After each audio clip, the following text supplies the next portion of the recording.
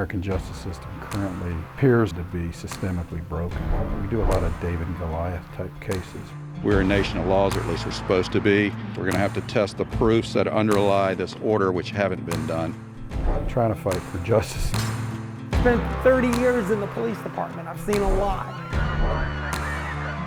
You know, what's being said to you today and what you're reading, if it wasn't true 10 years ago, then you have to question that. How in the hell did we get here and where the hell are we going?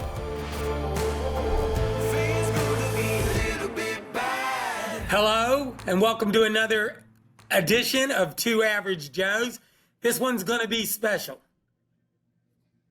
We have a special engagement between Collective Development and the Red, White, and Blue Project, including us, the Two Average Joes.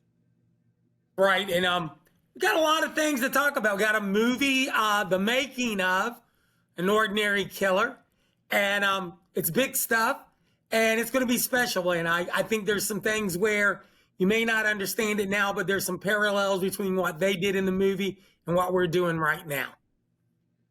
Yeah, and this is a behind the scenes titled Beyond Ordinary, and rightfully so. It shows how this movie was made and what and whom it's all about. Yeah, this is going to be good. There's going to be clips in here, clips before, clips after, but pay close attention because we're going to probably be talking about one of the individuals from this movie, Gerald Wingeart, on several episodes as time progresses. Yeah, we're going to see several segments like the trailer, the composer's discussions in the news, and the moment of the sentencing of the serial killer.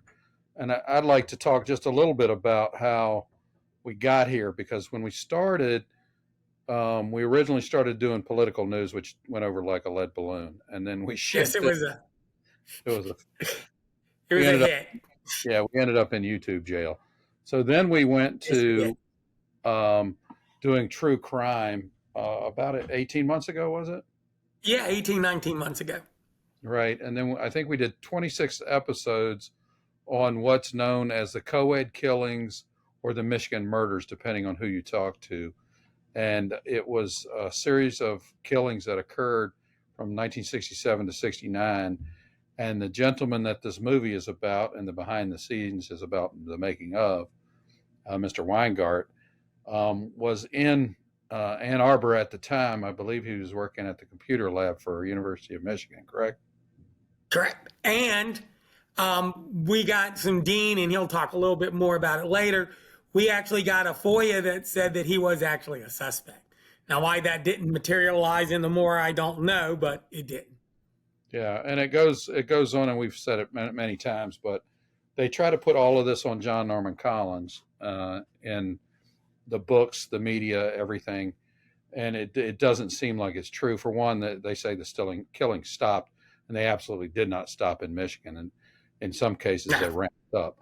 But anyway, that's our background. You're going to see all of the group together. We'll talk about it, and then we'll have the showing of the actual behind the scenes story. So, you got it. And so everybody, action, and here we go. Y'all have a good one and enjoy. Please do. This is actually a special one. We're going to talk about the making of a movie, the making of an ordinary killer. Did I get it right? You got it. There it is. Everybody wants the plural stuff, so I had to be careful there. This movie was made many years ago, but it's very, very apropos to right now because of the topic, which Dean's going to talk about, and how it's going to tie into Two Average Joes in the future. So, Dean, without further ado, give us a little bit of background on An Ordinary Killer. Okay. Produced by Collective Development Incorporated out of Lansing, Michigan. I hold the title of the chief operating officer for that company. And when we make a movie, each movie is made under its own LLC. That being said, each movie has a different set of producers, directors, cast, crew, you name it. In this particular case, it was a screenplay brought to life by Tony Hornis and DJ Perry. Now, what's interesting about Tony is if you go all the way back to high school, Tony went to high school with Don Magyar. So he's very close to that murder. He was also a reporter at the Argus Press for many, many years and covered that particular murder as well as other things. But fast forward till about 1998 when two detectives, Steve Harshberger, I think is how you pronounce it, and Mark Pendergraph were still working as Michigan State police officers on the case of Don Magyar. And they got a break in the case. And of course, Tony was privy to that. And he had already been writing a book. I think he had been on it about 7 years. So when this break in the case came through, he put it into high gear, got a hold of DJ Perry, said, hey, we got to make this movie. It's happening right now. I think it took him a year to do the screenplay. And we got an investor by the name of Leonard Krawcheck, I believe was his name. He was the owner of Hillcrest Memorial Gardens in Owasso, Michigan. And oddly enough, that's where Pamela Hill is buried, who was murdered from that area as well. We'll talk about her later. But that being said, the movie started. That was 2001. That's back before we really got into high definition and things like that. So we were filming on DAT tapes. We don't use DAT tapes anymore. It's all digital now. The movie got completed and it had great reception. It was a fantastic film. But the thing about movie making is you got to have a good distributor, a distributor that's going to really get it out there. And Ordinary Killer really didn't have that. Consequently, it really didn't get its saturation in the market in order to get international play. Now, when I came into Two Average Joes, started working with you guys, we started talking about a guy by the name of Gerald Leroy Wingeart and started researching that. And that brought us to where we are today.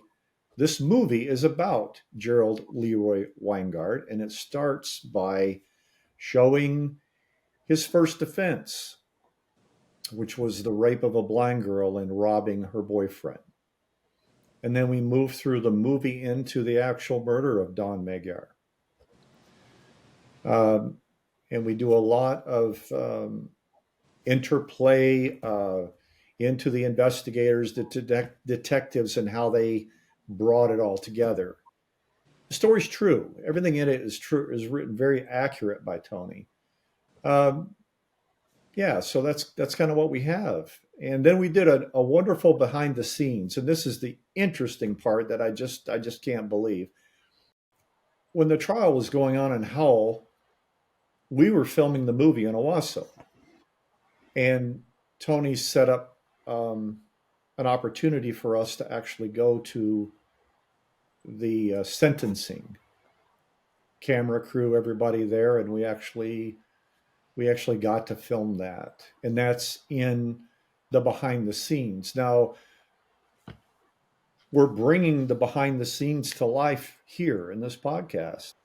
We really do get to look at Weingart's attorney, prosecuting attorney, get to see him.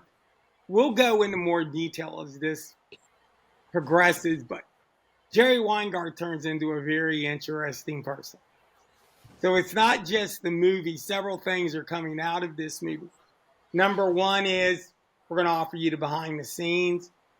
I think that this is where we want to go at a high quality of being able to do high quality podcasts, high quality programming, and then, making it available for sales, because without getting too lost on this, distribution is everything. Deneen, when we go back and talk about a lot of the things that we had done and we were looking for, even on other programs, explain just how much it's just really a process that is way more time consuming than people may understand. I think doing research and making sure your research is accurate, it really because like we've talked in the past about myths and stuff you find on there, it's really, and like with Dean's work he's done with this movie, everything is accurate, and it takes a lot of time to get that. One thing, Robert, I think is I'm going to turn it over to you in a second, but go into the fact of how difficult it has been to reach this level. Well, we started out, we really haven't advanced that far other than Dean has brought us into the 21st century, I guess. But we just had and I'm still operating on it, a Mac computer with all the fixings. I believe, Joe, you went out and bought some fancy rigs and stuff for microphones and things. Well, yeah, I did, but I got to get another computer because this one stinks. I bought that stuff, and then if I plugged it all in, I would be out in the abyss. But Joe is retired, and That's I'm right. a practicing attorney, so I haven't had the time to. And I've had the hopes and dreams of buying a nice. I've looked into it and studied it of getting a nice rig, but since Dean has come on the scenes, our production value has hopefully this one, other than me leaving and going, but is higher quality, and the DPI I think is going to be a whole lot higher, and hopefully our entertainment value will go up. Well, let me say this. Actually, the beginning and the end of this being grafted on and then having a thumbnail is a lot more work than people would think. Yeah, right. Yeah. So there it is. Dean, anything else you want to put on there before I get into Jerry Wingeart? Other than the fact that I think people need to realize this movie has been out of circulation for quite some time. So to bring a movie like this back into viewing, we had to do the first thing DJ wanted done was to increase the resolution of the picture from a standard definition to a 4K, which I just completed that this week. In fact, I sent you guys links on that. That was a big process. And, there's a lot of things, Joseph, like you're saying, there's a lot of things that have to be done to get it to that point. Mhm. We will get it there, and you will have an opportunity to see this film. So I guess I just want everybody to realize we're putting a lot behind it to get it up to the current day. So yes. And let me do this right now for everybody if you haven't heard of Jerry Wingeart. Jerry's goes back to 1961, where he did commit a rape and of a blind girl and basically rob her boyfriend. Now, there are some very interesting things about Jerry that got lost in the shuffle. Anybody knows that we have talked about John Norman Collins. We have discussed him in detail. What many of you may not know is that Dean, through his research, actually does have evidence that Jerry Wingeart was a suspect in those so-called co-ed killings. And a lot of people don't know that, but other than one of those, Jerry's out of prison. Right, Dean? I think there's the very first one that would be said was a co-ed killing. He wasn't. Yeah, Mary Flazer, I think that's how you pronounce her last name. And if I didn't pronounce it right, I'm sorry. But she passed away in the summer of 67. Mm-hmm. And Wingeart walked out on parole December 1967. So he was available to the public from that point forward.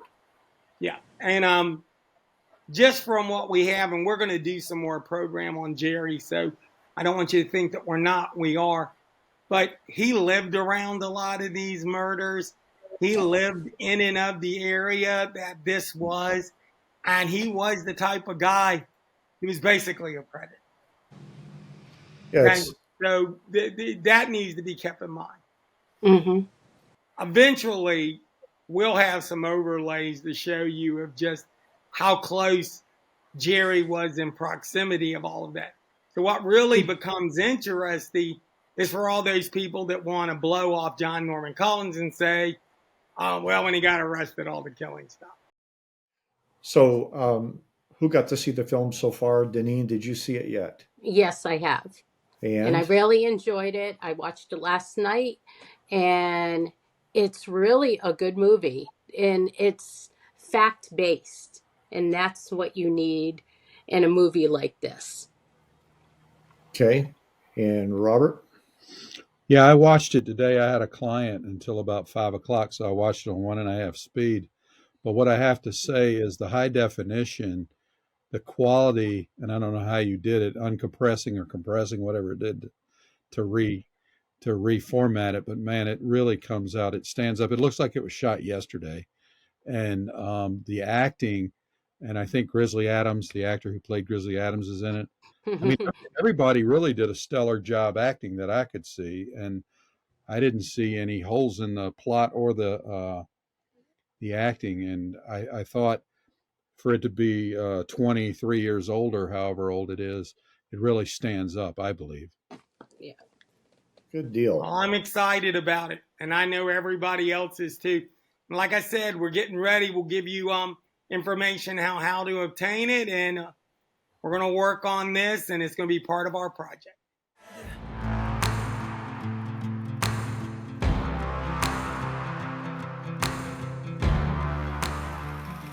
Nothing to be worried about, my friend. I mean, the humanity of the victim, we can't let it get obscured by the mayhem of the moment. I've never seen anything like this. I'm a cop from a small town. This Dee reminds me of her.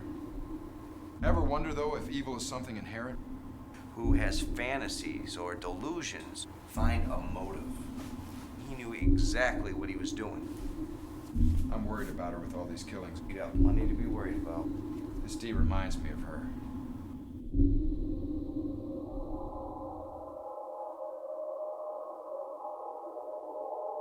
Dave, don't come in here! Hi, Dad.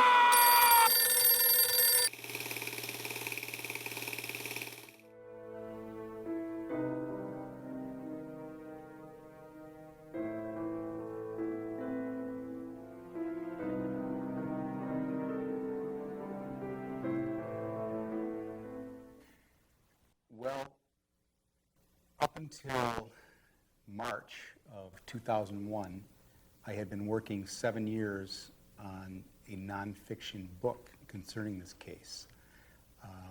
I went to school with the murder victim, very sweet young lady, well-liked, traveled in a lot of our social circles. She was a friend. In small-town America, she was our friend.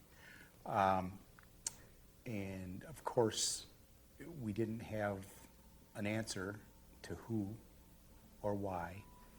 And science and technology in 1994 was advanced enough that we could take the evidence from 1973 and apply it, and we got a genetic profile of the killer. And through the hard work of these detectives, we had an arrest made in March of 2001. Actually, it was 1 year to the day that we started filming this movie. But I was working on a book with no ending, basically. And when this case was solved, I went to my partners, my friends at Collective Development, DJ Perry, Jeff Kennedy, and I said, guys, we have to adapt what I've got done on this book thus far into a screenplay. We have to tell this story. So for the next 7 months, I worked on a screenplay, knowing full well that we were in pre-production to bring this to the screen. I think that audiences can expect to see everything that they typically see in your normal Hollywood picture, only the thing is that we have to do it with a much lower sum of money. I mean, everything here is the most energetic project that we've ever had due to the fact of the number of locations, the fact that it's a period piece that uses a certain type of clothing and cars, and you know, it's by far the most ambitious thing that we've done yet. Certainly the movie is unique because it is being told at several of the original locations. Also, what makes this film unique is that the people who have been brought on board, from gaffers, grips, my DP, Stephen Lyons, the producers, the costumers, wardrobers, production designer, everyone is coming on to do this independent film because they believe in telling the story. Kendall's character has taken an interest in the why these people do what they do.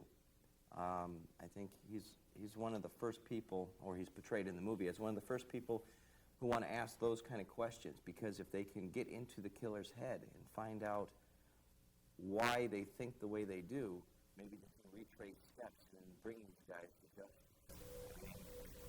I don't view her as a person, but a human being. A guy who believes in doing it one by one, following up. Don't tell me what you know. It's not what you know, it's what you can prove. And we can't prove anything against Quincy Hall. When we recreated the scene of finding the little girl's body, it was like 5 o'clock in the afternoon, and there was a crisp chill in the air, and I was looking at all these tall standing trees with no leaves on them, just totally naked. I was just breathless to see them. Stuart, take us. Well, it's going to be a process. We're setting up camp. Well, really can improve for our team. He doesn't say a lot. When he says something, he's right on board. Direct, distinct to the point. Later on, he opens up. Basically, these detectives come in and they open his awareness. What he would have to do is toss it from his car, from that bridge. And even if he had an arm like Al Kaline, it's not going to end up where the water was. And I think if he threw it from that bridge downstream. They find it usually more interesting to play against the stereotype of the detective that we all see on TV. I mean, they describe him a more relaxed, more sense of humor. So, can you bring in this, it's a Rolf 22 revolver, can you bring it in and let us take a look at it, please? He is a East Lansing area detective who is called in this case, to help out with the DNA. He's out cruising a country road outside of Green Harbor. He comes across a college public park. He goes blind for Christ's sakes. Well, certainly I can't speak for this young woman, but knowing her as I did, how truly sweet she was, loving mother, I think that she would say that this helps one family. I think she would say, God bless you. I had a few fears about the role when I was going into it. Actually, my biggest fear was being able to pull off a role of somebody who was a mother and a wife, because that's something that was very new to me, something that I've never done. And then the entire rape and murder scene, I think that moment would be new to anyone, and so it was easy to put myself in that situation and really get involved in it. But I had no idea what that included. My main thing was to honor not only the memory of Don Swan, who is the story's based on, but the character of Dee McGuire, and also the memory of Ronald Smith, who is also based on a true character who's no longer with us. And I got to do that. I mean, it was a wonderful experience. You want to say thank you to get to do a part like this, because you don't always get to do something this good. Not just the little girl, but how it's affected so many people for so long, and it changed this whole community. It was like, in a small way, it's like what bin Laden did to America. I mean, what this guy did to this little girl, and for him to walk around just as free as a bird for so many years, that was something that really kind of like got me like this. It was like, this just isn't right. This is all overlooking God. This is based on the ripped open innards of a real family and a real, this is real murder and people really being killed. And I'm sorry for that. I'm as sorry as I could be sitting here for that. This project really has the real heart and soul of the story because we are actually immersing our actors and our crew in the same conditions that the story actually unfolded in 1973. To tell you the truth, I had no real idea the impact of this story, and I knew that it was a true story, but I didn't know that we were in town shooting the true story. In town, where I would be meeting people and talking with people that were there on the search. When we did the courtyard scene where I'm explaining and rallying people to support and go out and look for the young lady, I was talking with people that were there. And so it's been a tremendous experience. The town is wide open. There's great love in their hearts, and they've welcomed us, the outsiders, people from other communities. And it's just been a great experience, one of the greatest experiences of my life, my professional career. Thank God that all your work pays off, that you're allowed to do something of merit, allowed to work with people who are wonderful, who are top of their game. It's always great. Everybody on the set has been completely professional towards me, and that's what I really appreciate. I've never been so comfortable on location as here, and I love it here. I don't like the weather. I'm not even especially fond of the way people talk here, but I love it here. You know? And that's the experience has been very good here, because there's a lot of pride here in the fact that it is from here. I like the spirit that everybody has of the work coming first and getting it done. And when everybody is sort of in the same boat, I find it's usually you can get everybody to give their best. And a story like this will give hope. It will give hope to people all over the place who maybe it's been 10 years have passed, 15 years have passed, that they can hang on, that if there are people like Lynn Kendall and Dave Sheridan and Ben Bannister and, that this crime might yet be solvable, that someone may bring justice to their loved one. So the story's justified. Thanks for asking me to be a part of it, and from the bottom of my heart, I hope that everybody enjoys the film. And people that aren't in the film business, it does take a lot of work to make a little movie happen, and when you're sitting there enjoying it, you got to remember that it's cold out there and there's guys freezing and people getting up at 5 in the morning and rolling cable up and everything. So there's a lot that goes into making something happen. So enjoy it, love it, and everybody put a lot of hard work into this. So from the Haggerty family, thank you. The world premiere event was a huge success with 2 sold-out showings and the stars in attendance. During the 5-day special engagement run at the NCG Multiplex, nearly 3,400 people flooded the theater. We sold out 12 of the 13 screenings. For example, The Matrix Revolutions, during its opening week, same number of days, same screens, only sold 1,029 tickets. We feel that this movie has an emotional impact that is second to none because it is based in truth. And for many communities worldwide who have also suffered similar tragedies, a unique bond of understanding will be found. Their shared loss of innocence, that innocence that the days of locked doors and trusting strangers is no more. The world is no longer safe, and those that prey on others do exist, but so exists justice and the dedication of those willing to seek it and enforce it. This movie will give hope. Hope that right will still prevail against wrong, that good will overcome evil, and that darkness must one day face the light. I was impressed. I think the movie's compelling. I thought that was very interesting to see the history of what was happening. Very well done movie. I liked it a lot. Oh, I thought it was just wonderful. Very entertaining, very insightful, very good story. It's nice to see justice done after all those years.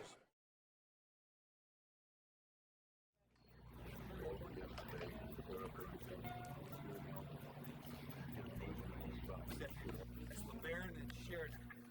They're working on production. They're all pleased with this jurisdiction change. Very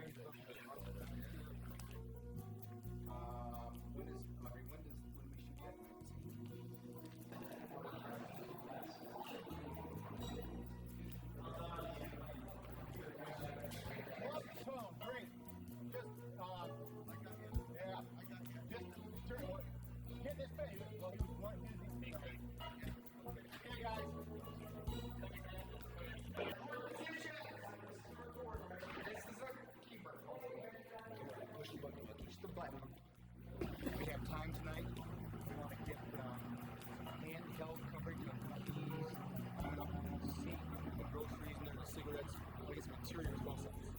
We are shooting in Hillcrest Cemetery, Dee's funeral. We have done the exteriors. We're not shooting actually in here in the mausoleum, but we are shooting inside the hearse. The exteriors as we're moving the coffin out. And then a little later, we are shooting at her gravesite. We've already been set up. Sunday morning, they're called out. He just got his overcoat on.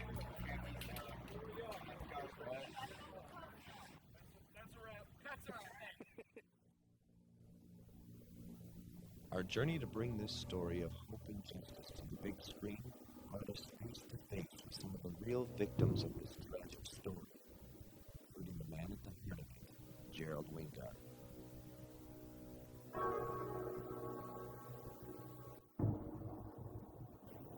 Your Honor, I've heard the evidence in this case and the evidence that was presented to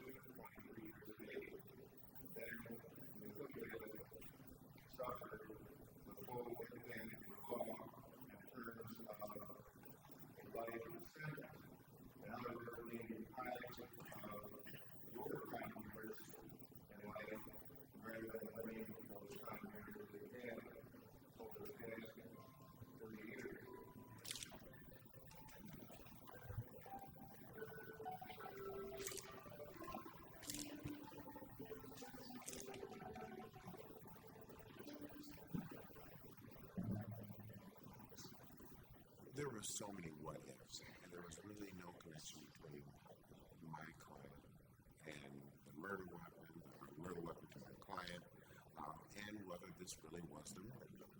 Police officials believe it was, but again, to this day, they are not completely sure it was a murder weapon.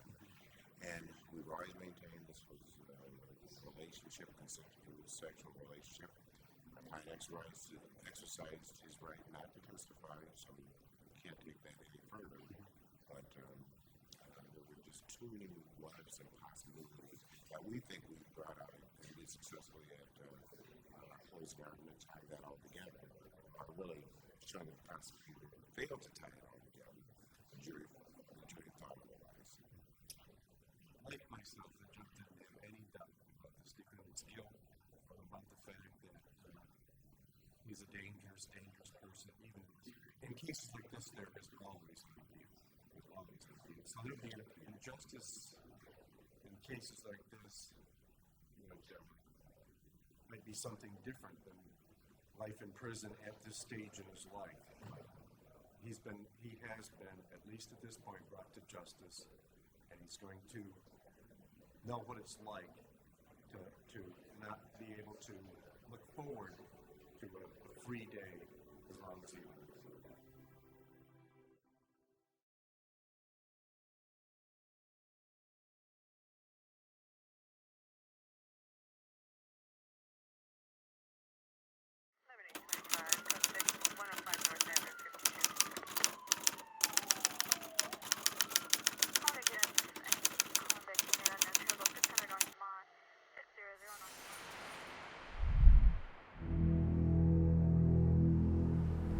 Looking for a white male, a serial killer.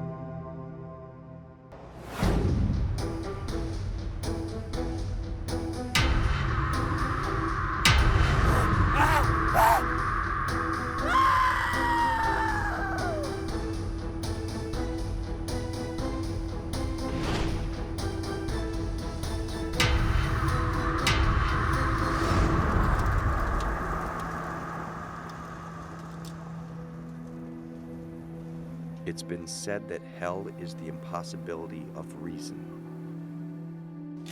Jesus. You familiar with Shakespeare? This is a deed without a name. Mr. and Mrs. Smith, I am so sorry for your loss. We will catch a man responsible for this. You have my word on that. It's not what you know, it's what you can prove. And we can't prove anything against Quincy Hall. But if your daughter-in-law doesn't show up tomorrow, I'm gonna need to see some bank statements and some insurance policies. Sorry, little prick. You caught up with her, all right? And then you waited for her outside of Bannon's. Then you grabbed her, dragged her into the country, you raped her, and you killed her. Tell me something, Lieutenant. This is one woman. She was murdered 25 years ago. Most of her family's dead. Community's forgotten about it. What's your motivation? He's still out there.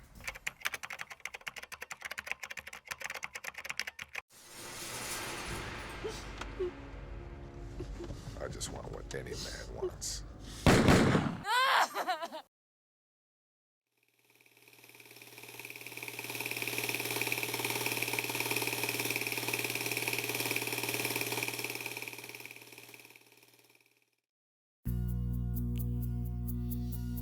Hi, my name is Dennis Turian.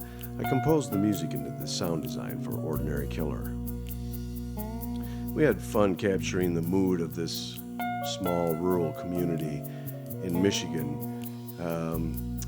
You know, it was a mixture of actually sort of country, you know, Michigan being the soul and Motown state, a mixture of all of those feelings together to just give a feeling of what it's really like to live in Michigan. We try to create a real cohesiveness in the movie by creating themes and then doing variations on those themes throughout the movie to tie everything together from beginning to end.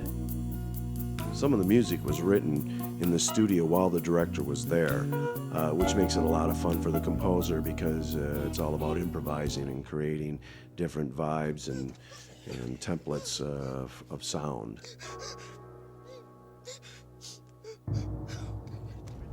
Yeah.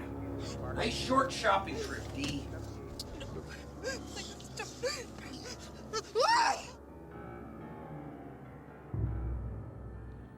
And it's always a challenge to work with a director to try to get that sound that he's looking for.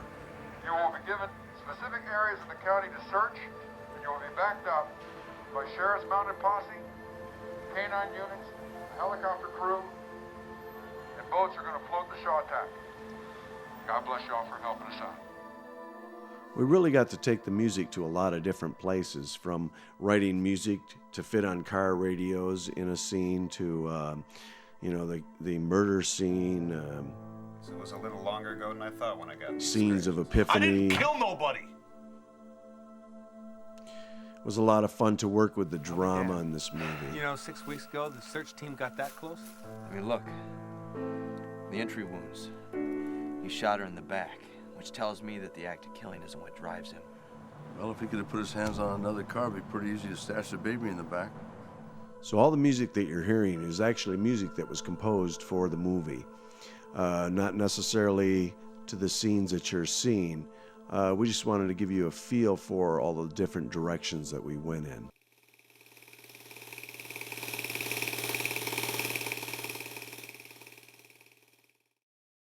Hi, I'm Tony Harness, writer-director of An Ordinary Killer. We're going to take you on a 30-year journey through the Argus Press archives. Took a page out of Oliver Stone's filmmaking, and we started the film with a Bible passage that we thought was appropriate. We didn't know what we had in the early going, that a woman was missing, and that was about it.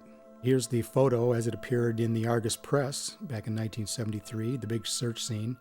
And what you're going to see next is how we depicted it in the film. This young girl Dee became synonymous with the community's loss of innocence. If one of their own could disappear without a trace, then nobody was safe anymore. Good morning.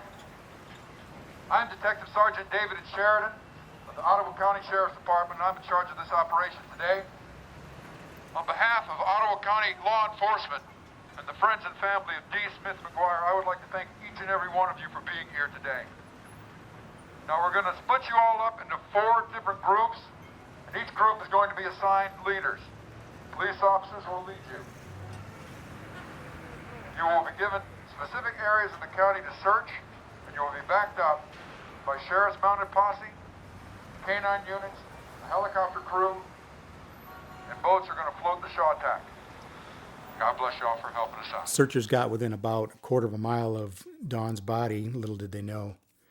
But 36 days after the abduction, the mystery would be solved, and it's what everyone feared. Come on, man. He just waltzed her in the woods here and he executed her. What are you talking about? What? No, killing her was incidental. All right, just a second. After you scrape the nails, dust those rings. Now listen, don't miss anything. You hear it? How does that feel? Yeah. We've got nothing from the 2-track, and there's no sign of a struggle here. I mean, but how many times has it snowed and thawed since then? He dreams. The act of killing her was merely to protect the future fulfillment of a fantasy. I mean, he never even viewed her as a person or a human being. He objectifies. Wait a minute. I mean, now you got me confused. What I'm trying to say is that he never really had the stomach for a more intimate killing, say like strangulation or even stabbing. I mean, look, the entry wounds. He shot her in the back, which tells me that the act of killing isn't what drives him. I mean, he'd done his deed, and he didn't want to waste any more time. So he just made sure that she was dead and did him off so he didn't get caught. Now I'm really lost. State police, with Detective Bart Barnes leading the way, checked literally hundreds of leads. They went through dozens of suspects. I actually saw the suspect list when we went back to work on this story in 1994, and I actually knew some of the people on that list. There were 12 suspects that they really liked. They couldn't clear. And authorities, lacking the clues, like most other cases like this, it grew cold. It was a real-life CSI. For a time after Ben and I parted on that day 5 years ago, we'd talk on the phone about the McGuire case. But those calls became less and less frequent. We all had other cases to focus on, and I hadn't talked to him for nearly 3 years when he called it a career. They say that Ronald Smith, for all practical purposes, died on that cold winter night, along with his daughter. Sheridan told me that he checked with him once a week until his death, asking about any progress that we'd made on catching his little girl's killer. For Ben, I know that the McGuire case is the one that all cops dread, the one that they could not close. The case was cold for 20 years. Then it was hard detective work, new technology, and yeah, a little luck that led to an arrest. Mark, where are you? In Ottawa. I'm waiting for my daughter to get out of her dance thing. You gotta get over to the lab right now. I'm with Glenn. Mark, the preliminary DNA analysis on Watson's saliva is done. It's him, isn't it? 13 out of 13 genetic markers. Here's Glenn. There's 6 billion people in the world. We'd have to look at 16 quadrillion in order to get a similar profile to the characteristics that we get. Detective Mark Pendergraph of the Michigan State Police, who I'd been working with quite a bit for 6-7 years on this case. We just bounced information off each other, but he called me the night before they were going down to arrest Gerald Wingeart, and he actually told me when they were interviewing him in the room at his plant in Sterling Heights that they did actually pull out a picture of Dawn Magyar, and it really flustered him. Of course, we were on top of it, the Argus Press, getting the tip from Mark, and we were on hand when they brought him into the state police post in Owasso the next morning, and it was an amazing photo by Kathy Schneider of the Argus Press.